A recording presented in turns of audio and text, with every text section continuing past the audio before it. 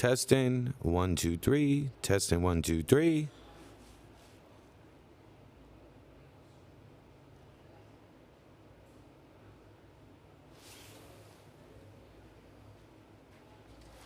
Testing, 1, 2, 3. Testing, 1, 2, 3.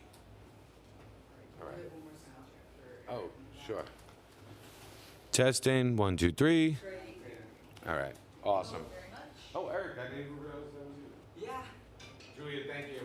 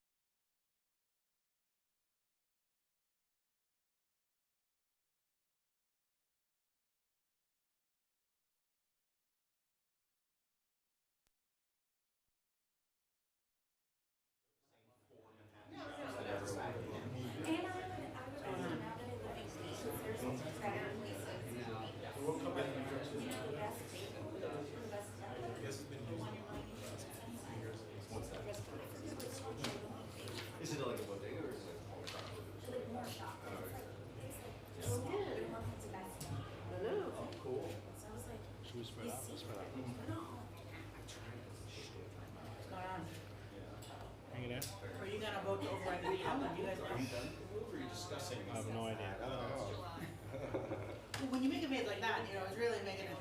Well, that was my first question out of the gate. Yeah, she came after it quick. Would you rather have like that? Hello, everyone. Much work. Okay. I don't speak it. Hi. How you doing? Hello. Hi. Good afternoon, everyone. Thank you for joining us. And thank you to my council members who are here today. And I know more will be coming very, very soon. We also want to welcome, we've got interns, I understand, from Senator Schumer's office. So welcome to you. Thrilled to have you. Before we begin, I want to say a few words about the deeply concerning incident that just happened in Queens. An explosion and fire have left several residents displaced and multiple people injured, including first responders. Many of whom were literally knocked off their feet by the force of the blast. We are certainly very grateful for the FDNY and NYPD officers who raced towards danger to protect New Yorkers, and we are wishing those who were hurt a very swift recovery. This morning, we rallied outside Tweed Courthouse in support of a package of legislation that would increase educational resources on vaccines and call for the state to expand access to them. I was joined by a number of my colleagues in that who'll be talking about their bills.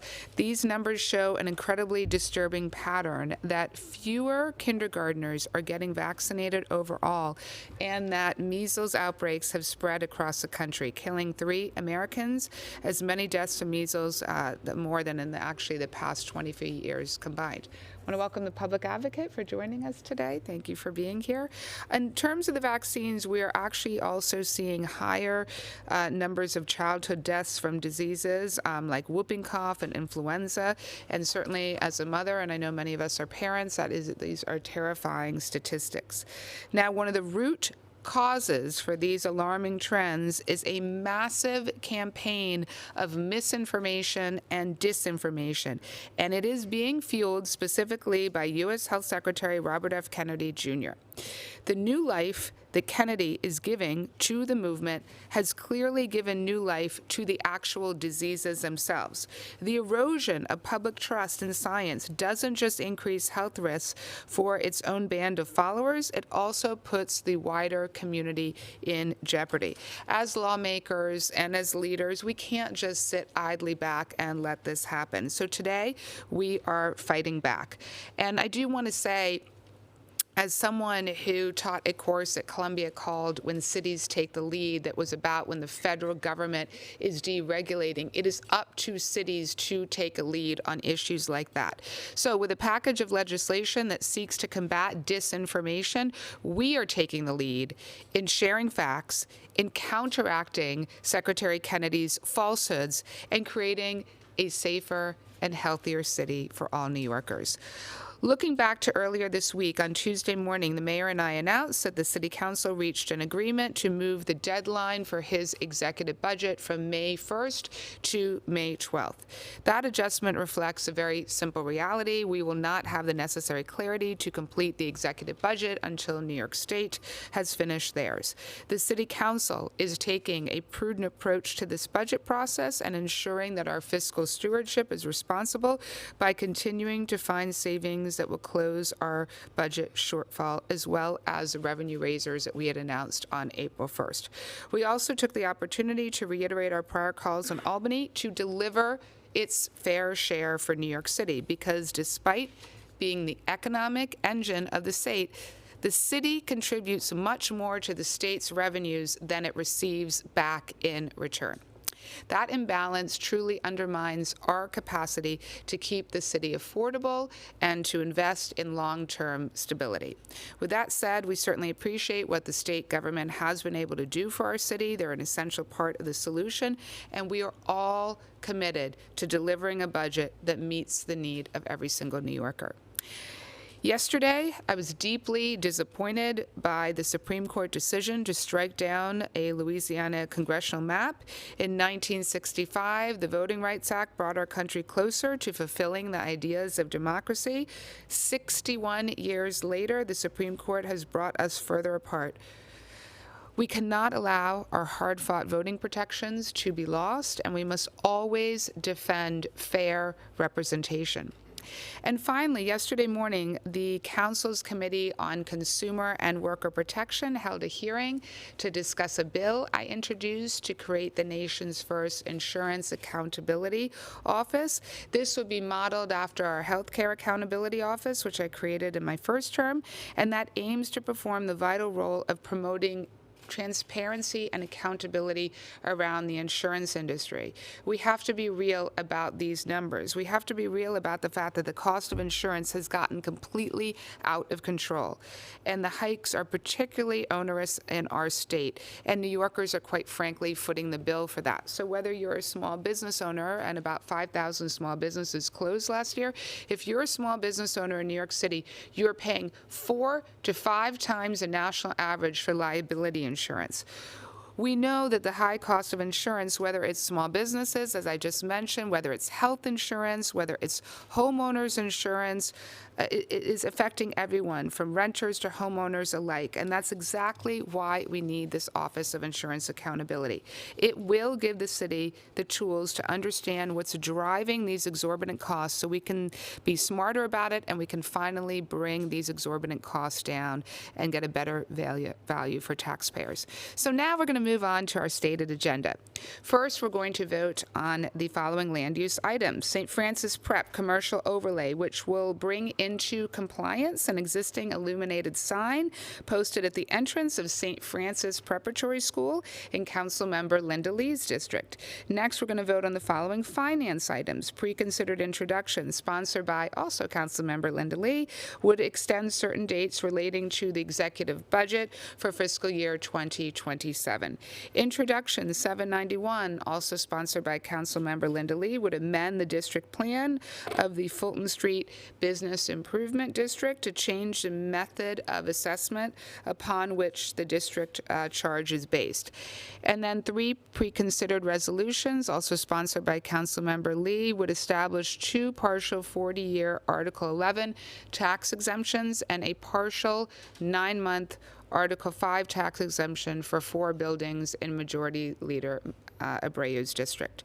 Pre-considered resolution sponsored by Councilmember Lee would establish a full 50-year Article 11 tax exemption for 1 building in Councilmember Sandy Nurse's district, and a pre-considered resolution sponsored by Councilmember Lee would establish a full 40-year Article 11 tax exemption for 2 buildings in Councilmember Chiosse's district.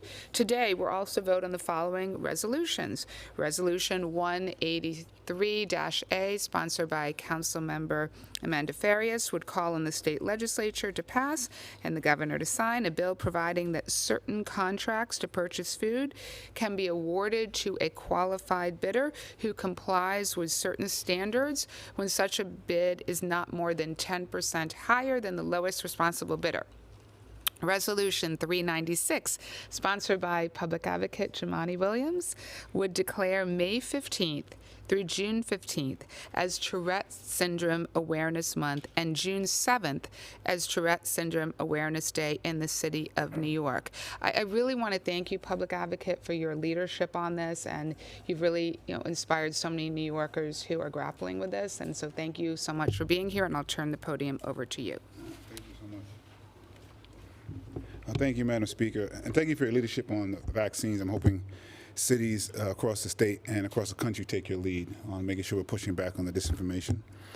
Thank you for giving me the opportunity to speak today, and for the council for moving forward on this resolution. Peace and blessings to everyone. Love and light to you all. And for making sure that it comes to a vote today. It's particularly important, so I appreciate that. Important to me. I know many others. I appreciate the partnership and the urgency that was taken in getting this done. Today we're doing something pretty basic, I think, saying that people with Tourette syndromes deserve understanding, not ridicule. Tourette's has been misunderstood for a long time. Too often people turn it into a joke before they ever take the time to learn what it is. Sorry. I got a little worked up in the other one. I'm going to try to make it through everything here. I'm good, thank you. I know this personally. I know what it feels like to have people react before they understand. And for a lot of kids, that starts early. It starts in the classroom. Starts in the hallways, starts when adults don't know how to respond. So sometimes instead of support, they get punished.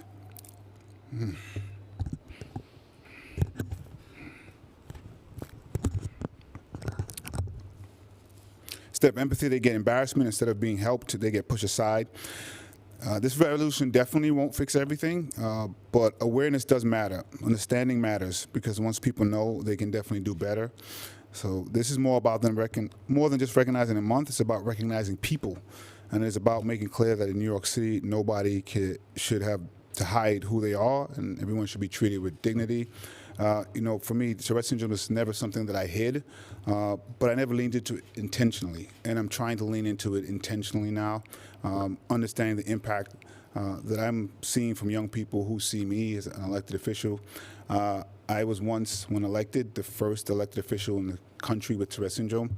Thankfully, I'm not the last. Shout out to Justin Farmer in Connecticut, who ran for office because he saw me as a very powerful thing, probably one of the most powerful things I've been a part of as an elected official. Understanding what happened at BAFTA, the intersection of having Tourette's and being black. As a black man who also tics the N-word, understanding that environment was not protective of anyone involved. The black community had to hear the word, and Mr. Davidson, who has Tourette syndrome. And so I am trying my best to now lean into it to help folks who are dealing with that and other tic disorders. Thank you to the Speaker and the Council for helping me live a motto of be who you needed when you were younger. So thank you. Thank you so much, Public Advocate. Thank you for your courage and to speak out about this. It really is going to inspire particularly young people who are struggling with this. We so appreciate your leadership on this. You and I have had many personal conversations about this. Thank you for what you're doing.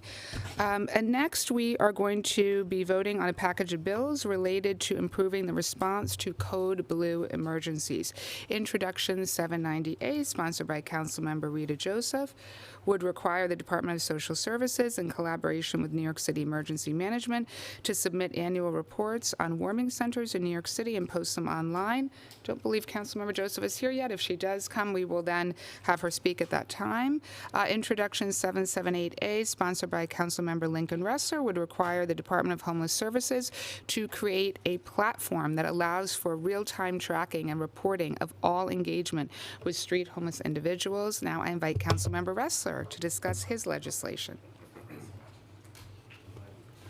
Thank you so much. I will just say briefly, it was almost 20 years ago was the first time I met Jumaane Williams.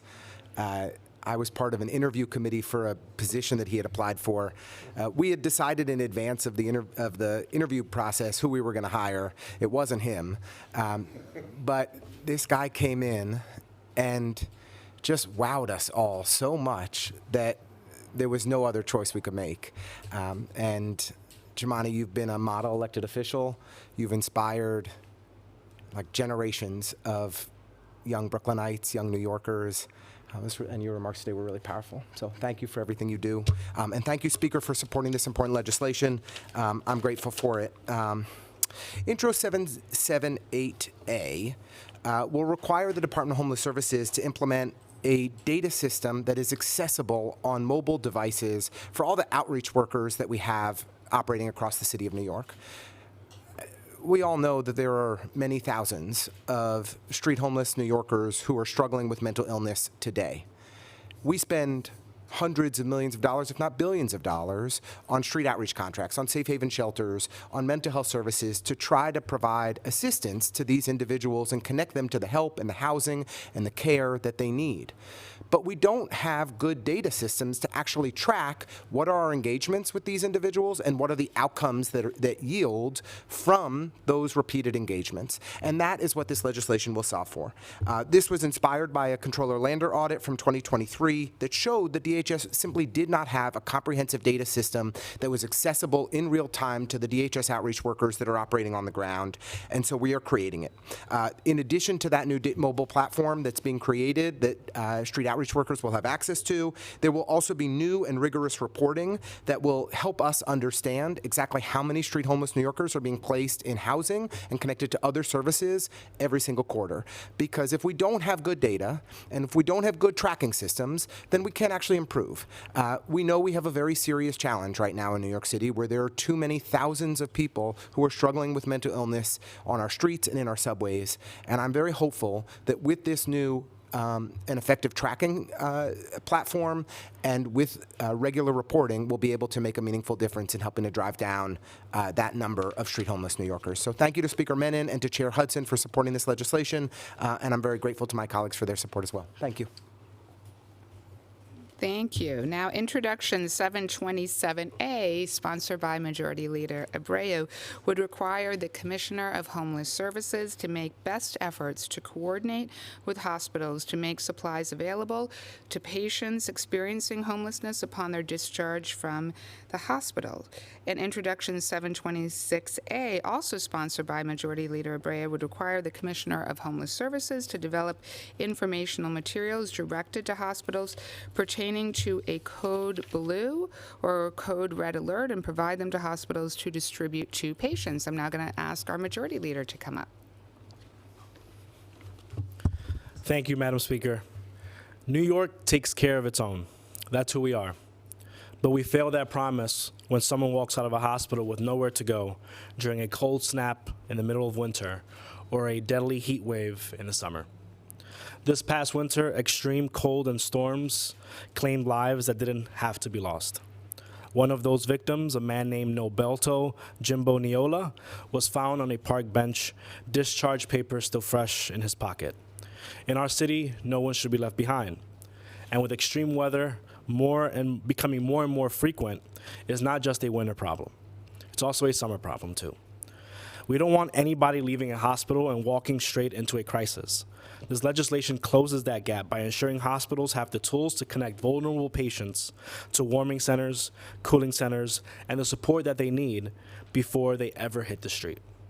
It will provide them with important supplies like blankets or bandanas. These are necessities that many of us take for granted, and they are the bare minimum that we owe our neighbors. Thank you, Speaker Menon, and I also want to thank General Welfare Committee Chair Crystal Hudson for making sure that we get this legislation across the finish line. Thank you. Thank you. Next, we're going to vote on a package of bills to expand public education on the importance of vaccinations to combat misinformation, disinformation, and to improve public health. Councilmember Lynn Schulman has sponsored 3 resolutions that call on our state government to enact certain pieces of legislation on this very important issue. Resolution 273A would do so for legislation authorizing dentists to administer influenza vaccines, COVID-19 vaccines, HPV vaccines, or vaccine related to a public health emergency. Resolution 425 would do so for legislation requiring vaccines to be regulated, recommended, administered, and insured based on the recommendations of various healthcare organizations. And finally, a pre-considered resolution would do so for legislation requiring insurance to reimburse the total direct and indirect practice expenses associated with vaccinations. I'm now going to call on Councilmember Schulman. Okay, thank you.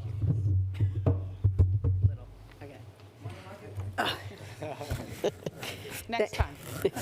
Thank you, Speaker Menon. Your leadership on public health has been unwavering. I'm so grateful to stand alongside you and my colleagues today. And I just want to say something about the public advocate. I want to thank you for sharing your experience, your personal experience with us, because that means a lot. We all have personal experiences. We all have family members with personal experiences, but you making it public makes it easier for them.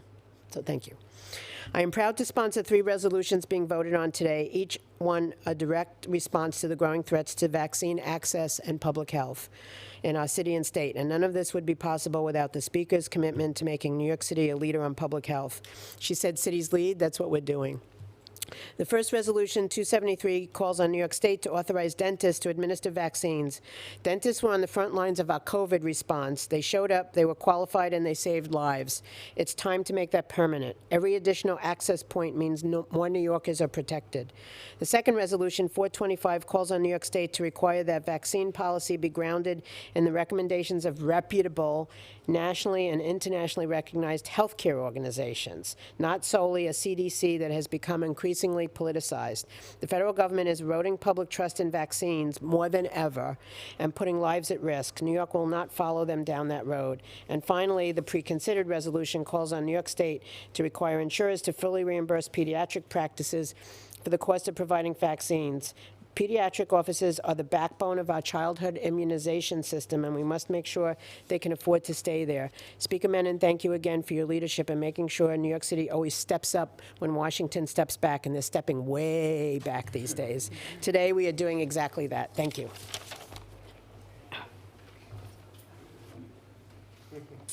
Thank you, Councilmember Shulman. Okay, introduction, 693A, sponsored by Councilmember Eric Dinowitz, would require the Department of Health and Mental Hygiene to develop and implement a plan to educate the public regarding the importance of childhood vaccines. I now invite Councilmember Dinowitz to talk about his bill.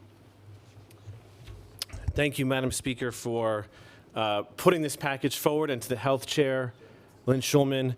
I do first want to, also recognize our public advocate, Jumaane Williams, because beyond a resolution, honestly, you're simply being up publicly and saying, I have Tourette's, is really important to our kids, to my former students, and beyond anything we do in this body.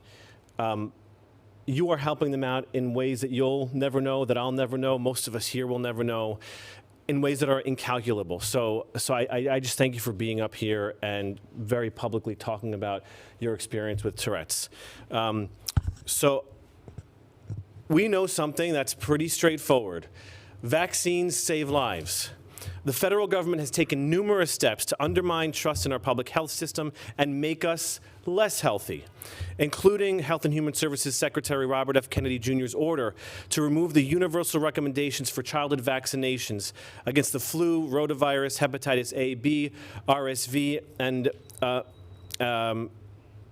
other ways to undermine our trust in our federal government. This is part of a broader ideological crusade by science deniers to undermine the usage of vaccines, and it puts our communities at risk while eroding trust in our government.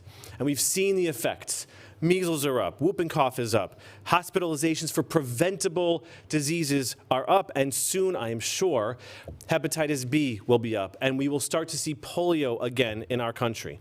But we in the New York City Council are taking action. We will not sit idly by as our federal government sows misinformation within our communities, and as more and more of our children are hospitalized by preventable diseases.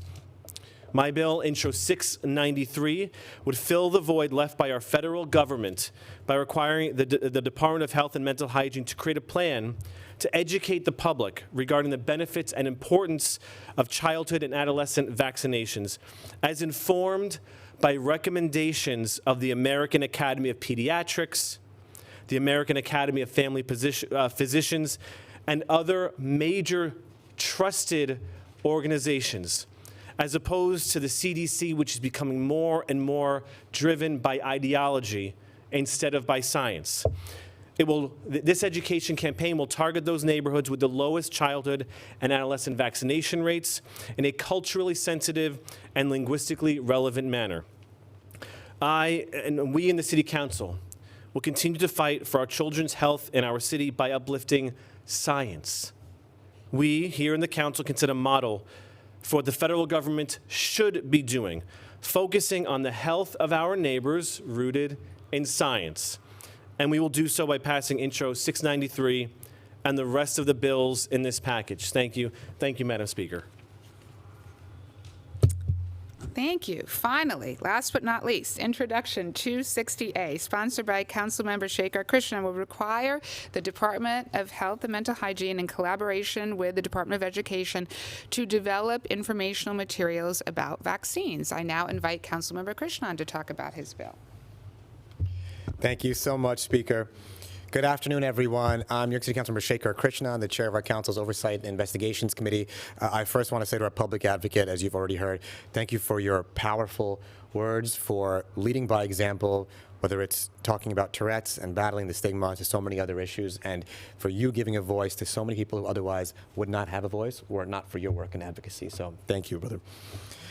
I'm thankful for Speaker Menon, Chair of the Health Committee Lynn Shulman, and Councilmember Eric Dinowitz for their leadership on combating vaccine misinformation, and I would also say disinformation because it's deliberate.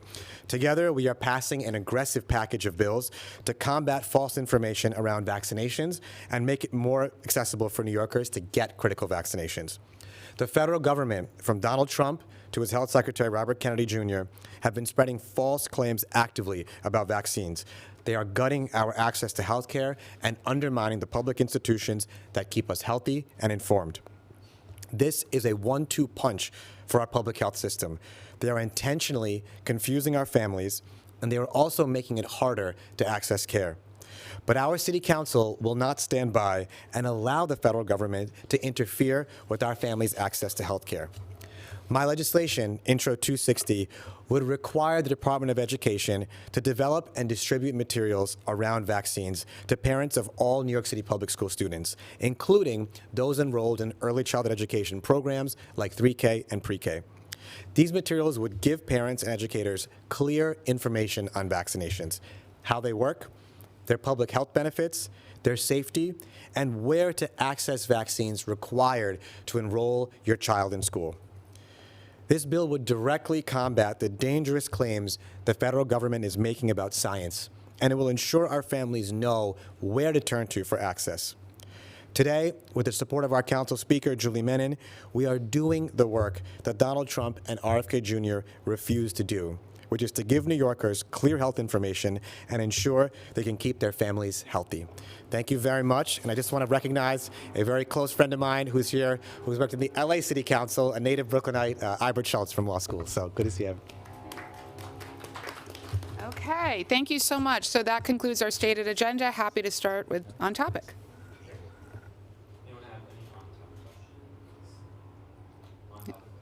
Yeah, Katie. I was curious, I had seen a listing of some bills that might be introduced today, and it was focused on, it was 4 bills focused on dog waste. I don't know if they're still being introduced.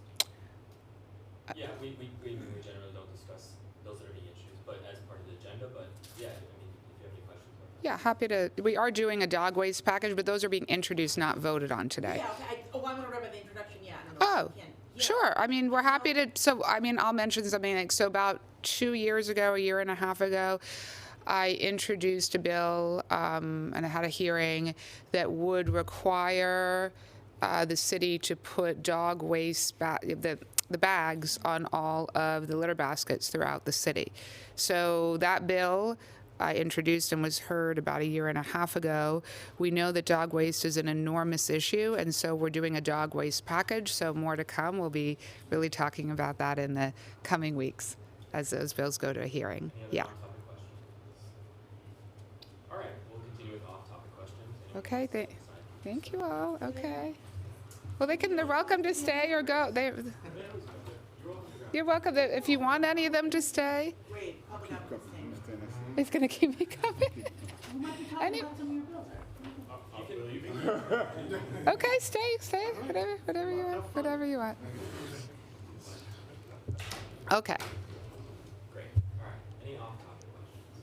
Well, You're on board with expanding city theft. I'm sorry, do you mind speaking up just a little bit? There's a little You're traffic. on board Yes. with expanding city thefts, but given that the council's budget response didn't really account for the multi-billion-dollar costs of that expansion, where do you propose the city find the savings necessary in order to make room for more vouchers? What do you think should be cut? So to be clear, we're on board with saying to the administration to drop the litigation, and we're on board with a responsible settlement. We have been crystal clear about this from day one. We've urged the administration to drop this litigation on FEPS because continuing to litigate only delays the settlement.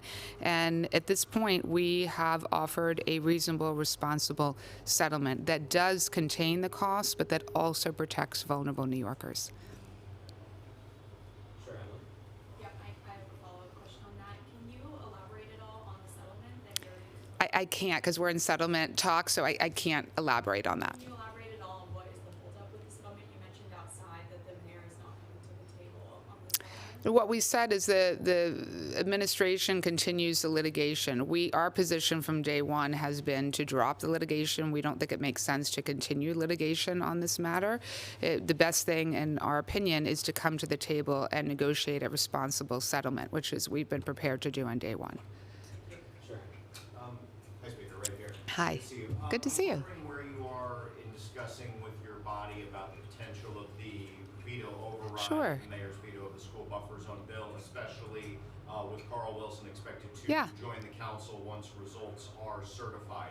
Is that moving forward? Does his election give new hope for a veto override? So first of all, we just received the actual veto today, which then triggers the 30-day clock. I will be in consultation with the members. Now that we have the veto, we'll start to talk to members over the course of the next couple weeks. So that's a conversation directly with the members. Is the conversation around perhaps modifying the bill to the members' liking or to the mayor's liking, or around overriding the veto? Again, I'm going to talk to the members to see where the members are at before we make any decision on that. Thank you. Hi, yes. Hi. I wanted to follow up on the city FAPs and the budget. Sure. You know, the governor this week specifically pointed out this spending and city FAPs that it goes at 4%. Yes. And that's part of the reason why the state can't really finish the budget and because the number hasn't been decided on. I'm wondering if you're asking for a reasonable expansion, I mean, how do you see this as a sustainable program moving forward? And does the settlement, would that be included in the FY27 budget? So first of all, what we're asking for is a settlement that does contain costs, because we do agree that the costs are not sustainable. So we do agree that there has to be a change to the cost structure.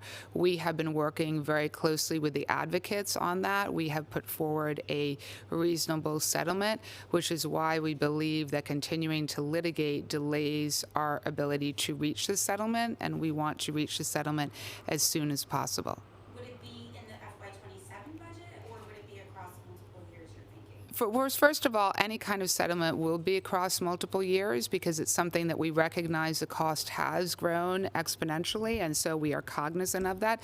And in consultation with the advocates, I think we're in a very good place on cost containment that literally contains the cost but also protects vulnerable New Yorkers. So we've put forward a responsible settlement, and so we would like to get to the finish line with that settlement, because then that will allow us to finally get clarity around the issue, because we agree we need to get clarity around the issue, which is why we need the administration to agree to the settlement. And then last thing, have you spoken to the governor about this? Oh, yes, I've spoken, well, I haven't spoken about this, all the specifics of the settlement, because again, we're in settlement conversations. I've spoken at length numerous times with the governor about the fact that she and I both agree we need to have cost containment. We understand we need to have cost containment, and that's why we put a reasonable settlement offer on the table that meets the overall goals of protecting vulnerable New Yorkers, but recognizes that the program needs to have sustainability. Okay, thank you all so much. Thank you. Henry asked about it. It was about the veto override. I think he called on me.